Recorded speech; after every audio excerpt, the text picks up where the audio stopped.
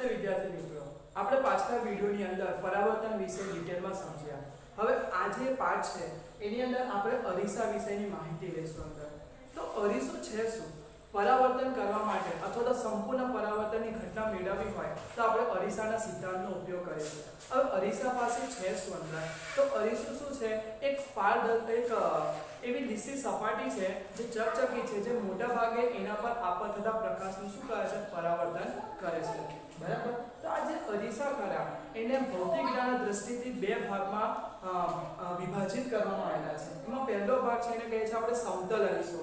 દિવસે આપણે જ્યારે સવાર સાંજ આપણા છોકરાને જે અરીસામાં જોઈએ છે એ કયો અરીસો છે? આપણો સમતલ અરીસો છે.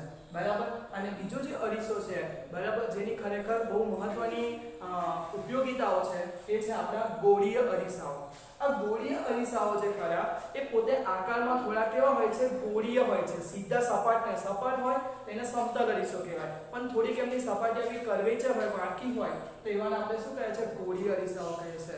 અને આ જે ગોળીય અરીસો છે એ મુખ્યત્વે બે પ્રકારે વિભાજિત કરવામાં આવે છે: અંતર્ગોળ અને બહિર્ગોળ. હવે તમને એમ થાય કે અંતર્ગોળ અને બહિર્ગોળ બને કેવી રીતે?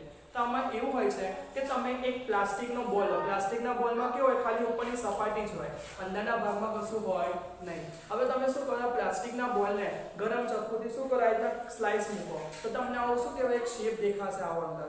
બરાબર છે. તો આ જે પાર્ટ કરો એના અંદરના ભાગને જો તમે ચકચકાટ બનાવો અંદર, એટલે કે એને લીસો બનાવો, પરાવર્તક બનાવો, તો એને આપણે અંતર્ગોળ. અંતર એટલે અંદર. બરાબર. એટલે આપણે એને અંતર્ગોળ કહે છે. પરંતુ એની બહારની સપાટીને આપણે જો પરાવર્તક બનાવીએ તો એને આપણે શું કહીશું? અંદર બહિર્ગોળ અરીસા તરીકે કન્સિડર કરીશું અંદર. તો અંતર્ગોળ અને બહિર્ગોળ અરીસા શું છે? ખબર પડી ગઈ. હવે આપણે આ જે ચેપ્ટર છે એમાં શું કહેવાય કે અરીસાઓના ગુણધર્મોને ગાણિતિક રીતે પણ સમજવાના છે. તો એમના ગુણધર્મો જો સમજવા હોય તો પહેલા અરીસાને આપણે સમજી શકીએ એવા એના માટેના જરૂરી વ્યાખ્યાના પદોને પણ શું કરવા પડે? સમજવા પડે અંદર. તો ચાલો આપણે એમના જુદા જુદા વ્યાખ્યા માટેના જે જરૂરી પદો છે એ આપણે એક પછી એક સમજીએ. તો સૌથી પહેલા આ છે ધ્રુવ. બરાબર. ધ્રુવ એટલે ધ્રુવનો તારો નથી અહીંયા ગાડી, આપણે અરીસાના ધ્રુવની વાત કરે છે. આ જે ધ્રુવ ખરો એને ઇંગ્લિશની અંદર એટલે કે અંગ્રેજીમાં પોલ કહેવામાં આવે છે અંદર. શું કહેવામાં આવે? પોલ. આપણે કેમ પેલી પોલ ખુલી ગઈ એટલે એનો અહીંયા સિમ્બોલ શું આપેલો છે? P આપેલો છે. તો આની વ્યાખ્યા શું થશે કે જ્યારે પણ આપણે અરીસો બનાવીએ છીએ તો એનું ઉપરથી સપાટી ધીરે ધીરે નીચે જાય તો વચ્ચે કોઈ મધ્ય બિંદુ આવે કે ના આવે? તો અરીસાનું જે મધ્ય બિંદુ ખરું એને શું કહેવામાં આવે છે? ધ્રુવ કહેવામાં આવે છે અંદર. બરાબર. અરીસાનું જે મધ્ય બિંદુ એને શું કહેવામાં આવે છે? ધ્રુવ કહેવામાં આવે છે. અને ધ્રુવ માટેનો જે સિમ્બોલ છે કયો છે? P છે અંદર. ત્યાર પછીની બીજી વ્યાખ્યા છે, એનું નામ છે વક્રતા કેન્દ્ર અને વક્રતા ત્રિજ્યા. વક્રતા કેન્દ્ર, કેન્દ્રને આપણે સેન્ટર કહે છે, એને C કહેવાય સિમ્બોલમાં, અને ત્રિજ્યાને આપણે ઇંગ્લિશમાં રેડિયસ કહે છે, એનો સિમ્બોલ શું આપ્યો છે? R આપ્યો છે. તો આમની વ્યાખ્યા શું? અત્યારે મેં થોડીક વાર પહેલા તમને કીધું અંદર કે આપણે જ્યારે અંતર્ગોળ કાં તો બહિર્ગોળ બનાવીએ છીએ તો એક ગોળીય સ્ફિયર લઈએ છીએ, આપણે ગોળીય કવચ લઈએ છીએ અને એનામાં શું કહે છે? આપણે એક ભાગ કાપીએ છીએ અંદર. તો જે ગોળીય કવચમાંથી આપણે અંતર્ગોળ કાં તો બહિર્ગોળને આપણે બનાવ્યો છે અંદર, બરાબર, તો એ જે આખો ગોળો ખરો એનું પોતાનું કંઈક તો કેન્દ્ર હશે અંદર. એ જે કેન્દ્ર ખરીને વક્રતા કેન્દ્ર કહેવાય છે.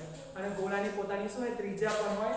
એ ત્રિજ્યાને શું કહેવાય? વક્રતા ત્રિજ્યા કહેવાય અંદર. તો જે ગોળીય કવચમાંથી અરીસો બનાવેલ હોય તો તે ગોળીય કવચના કેન્દ્રને વક્રતા કેન્દ્ર અને એની ત્રિજ્યાને શું કહેવાશે? વક્રતા ત્રિજ્યા કહેવાશે.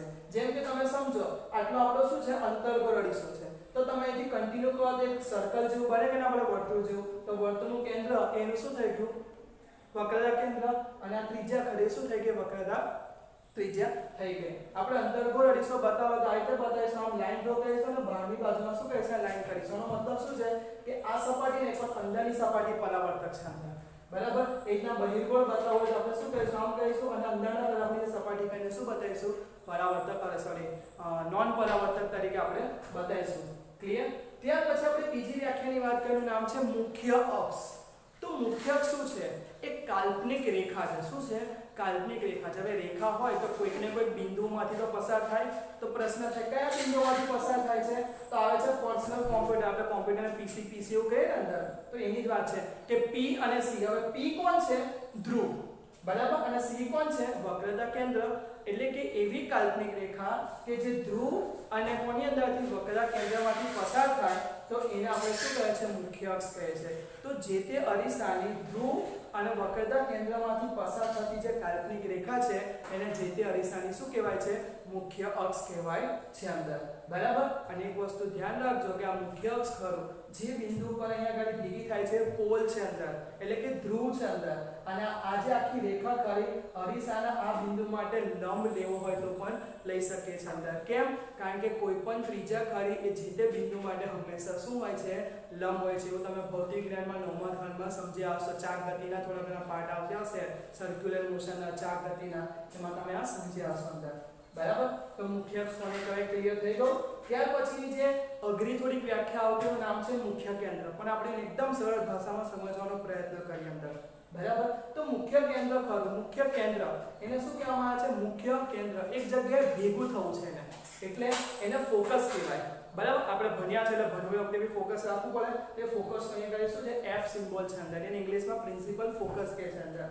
તો મુખ્ય કેન્દ્રની વ્યાખ્યા શું થશે? જ્યારે આપાત કિરણનું સમાંતર કિરણપુંજ, એટલે કે જ્યારે આપણે શું લે છે?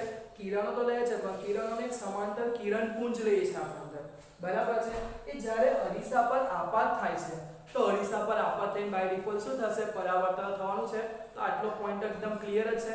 જોઈ શકાય છે કે જ્યારે આપેલું સમાંતર કિરણનું પુંજ બરાબર અરીસાની સપાટી પર શું થશે? આપાત થશે તો એના પછી શું થાય? પરાવર્તન થાય. તો પરાવર્તન પામ્યા બાદ બરાબર, પરાવર્તન પામ્યા બાદ જો કોઈ બિંદુ પર કેન્દ્રિત થતું હોય, બરાબર, કયા કેસમાં? આ અરીસો કયો છે? અંતર્ગોળ અરીસો છે. એટલે કે જો કોઈ બિંદુ પર કેન્દ્રિત થતું હોય, કોના કેસમાં? અંતર્ગોળ અરીસામાં. બરાબર છે. અને એની અંદર કોમા કહીને બીજો એક સ્ટેટમેન્ટ આ, જો કોઈ બિંદુએ ભેગું થતું હોય એવો આભાસ થતો હોય, જો કોઈ બિંદુએ ભેગું થતું હોય એવો આભાસ થતો હોય, કોના કિસ્સામાં? બહિર્ગોળના. તો એ જે બિંદુ ખરું એને આપણે મુખ્ય કેન્દ્ર તરીકે ઓળખીએ છીએ અંદર. જ્યારે કિરણોનું સમાંતર કિરણપુંજ અરીસાની સપાટી પર આપાત થાય છે ત્યારે પરાવર્તન પામીને જો કોઈ બિંદુ પર કેન્દ્રિત થતા હોય અંતર્ગોળ અરીસા માટે, તથા કોઈ બિંદુ પર કેન્દ્રિત થતાનો ભાસ થતો હોય અથવા તો અપકેન્દ્રિત થતા એવું પણ લખી શકીએ આપણે. તો એ જે બિંદુ ખરું બરાબર એને આપણે શું કહીશું? મુખ્ય કેન્દ્ર કહીશું અંદર. તો તમે જોઈ શકો છો કે અહીંયા આગળ જો આ પિંક કલરના બધા શું છે? સમાંતર કિરણો આપાત થાય છે અને પરાવર્તન પામ્યા યલો કલરમાં બતાવે છે. બધા શું થાય છે? મુખ્ય અક્ષ પર કોઈ બિંદુ પર શું થાય? છેદે છે. એટલે આપણે કીધું કે કોઈ બિંદુ પર પરાવર્તન પામ્યા પછી કેન્દ્રિત થતા હોય. તથા બહિર્ગોળના કિસ્સામાં કેમ આપણે કેન્દ્રિત થતા એવો ભાસ થાય છે કે થતા નથી, પણ આપણે જોઈ શકીએ છીએ કે એવું થાય છે, ખાલી વિચાર કરી શકીએ છીએ. તો કઈ રીતના થાય છે? જો આ સમાંતર કિરણપુંજ પરાવર્તન પામીને આમ જતી દિશામાં ગયો તો આ તો બે કિરણો એકબીજાને છેદવાના નથી, પણ આ કિરણોને આપણે અરીસાની પાછળના ભાગમાં લંબાવીએ તો એ ભેગા થતા એક પોઈન્ટ પર મળે છે આપણને. એટલે આ પોઈન્ટને આપણે શું કહેવાય છે? Principal focus. એટલે આને આપણે શું કહેવાય? એટલે લખતા હતા કે બહિર્ગોળના કિસ્સામાં કોઈ બિંદુઓ ભેગા થતા એવો આભાસ થતો, એટલે કે ભેગા થયા આપણે જોઈએ છે પણ એક્ચ્યુઅલમાં થતા નથી અંદર. બરાબર. તો વ્યાખ્યા ક્લિયર થઈ ગઈ. જ્યારે આપેલા કિરણોનું સમાંતર કિરણપુંજ અરીસા પરથી પરાવર્તન પામીને જો કોઈ એક બિંદુ પર કેન્દ્રિત થતા હોય અંતર્ગોળ અરીસા માટે, અથવા તો કોઈ બિંદુ પર કેન્દ્રિત થતાનો ભાસ થતો હોય બહિર્ગોળ માટે, તો એ બિંદુને જે તે અરીસાનું શું કહીશું? આપણે મુખ્ય કેન્દ્ર કહીશું અંદર. બીજો એક પોઈન્ટ આ છે એમાં છે કેન્દ્ર લંબાઈ. બરાબર. તો કેન્દ્ર લંબાઈને આપણે સ્મોલ f થી રિપ્રેઝન્ટ કરે છે.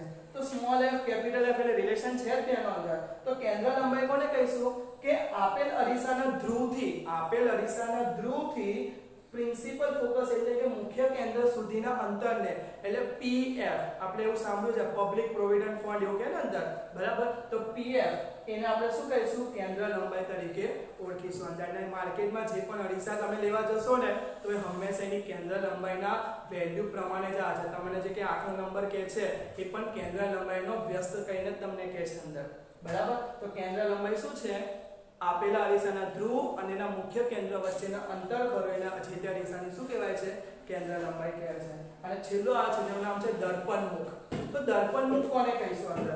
તો દર્પણમુખ માટે બે જુદી જુદી વ્યાખ્યા જુદી જુદી બુકમાં મળે છે. એમ આપણે વ્યાખ્યાનું કોઈ બહુ મહત્વ નથી પણ છતાં સમજવું આપણા માટે જરૂરી છે. સપોઝ આપણો અરીસો છે તો આ એની ઉપરની સપાટીનો પોઈન્ટ છે ને નીચેની સપાટી બેને જોઈન કરો તો આ જે લાઈન મળી એને કોઈ કેસમાં દર્પણમુખ કહે છે, કોઈ કેસમાં એવું કે છે આ તમને લાઈન તો મળી પણ આ લાઈનનું ધ્રુવથી જે લંબ અંતર ખરું એને શું કહેવાય છે? દર્પણમુખ કહેવાય છે અંદર. તો જ્યારે તમે શું કહેવાય અરીસાના સૂત્રને બધું જોશો અંદર, બરાબર, તો એની અંદર એવું લખેલું હશે નાના દર્પણમુખ વાળું, નાના દર્પણ. એનો મતલબ શું છે આ છે અંદર કે આ જે લાઈન તમે એના પોઈન્ટને જોઈન્ટ કરી દોરો છો તો આ લાઈનથી ના ધ્રુવનું જે અંતર ખરું ને એટલું સૂક્ષ્મ હોય કે આપણે એને ગણીએ કે ના ગણીએ બહુ વાંધો ના આવે, બરાબર છે. તો દર્પણમુખ શું છે આપણને ખબર પડી ગઈ. હવે આપણને ખબર છે કે અરીસો પરાવર્તન પામીને શેનું રચના કરે છે? પ્રતિબિંબની રચના કરે છે. અને જે પ્રતિબિંબ ખરા એ મુખ્યત્વે શું હોય છે? બે પ્રકારના હોય છે અંદર.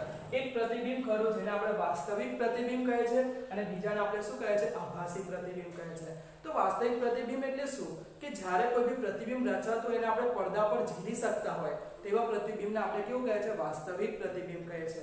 પરંતુ જે આભાસી પ્રતિબિંબ ખરું અંદર એને આપણે પડદા પર ઝીલી શકતા નથી. એ આવું લાગે આપણને કે ભાઈ બને છે પણ રિયાલિટીમાં હોતું નથી અંદર, બરાબર. અને બીજું પ્રતિબિંબ માટે એવું છે કે વાસ્તવિક પ્રતિબિંબ હંમેશા કેવા હોય છે? ઉલટા મળે છે આપણને. જ્યારે આભાસી પ્રતિબિંબ ખરા એ હંમેશા આપણને કેવા મળે છે? છત્તા મળે છે. ગમે એવું હશે વાસ્તવિક પ્રતિબિંબ હશે તો ઉલટું જ હશે અને જો આભાસી હશે છતું જ હશે. એટલે જ આપણને જ્યારે સાચું કહીએ છીએ ને એટલે કે વાસ્તવિક કહે છે તો આપણને ઉલટું લાગે છે કે આવું કંઈ હોતું હોય પણ ખરેખર વાસ્તવિકતા આ જ છે અંદર, બરાબર છે. તો આજે આપણે શું કહેવાય કે આ બધા પદોની વ્યાખ્યા કરી. હવે આવતો જે પાઠ કરો એમાં આપણે શું કરીશું? આજે અરીસો એના માટે જરૂરી એક યામ પદ્ધતિ જેને કાર્ટેશિયન યામ પદ્ધતિ કહેવાય છે અને એના માટેના શું નિયમો છે અને શું શોર્ટકટ ફોર્મ છે આપણે નેક્સ્ટ પાર્ટમાં ડિસ્કસ કરીશું. Okay, thank you.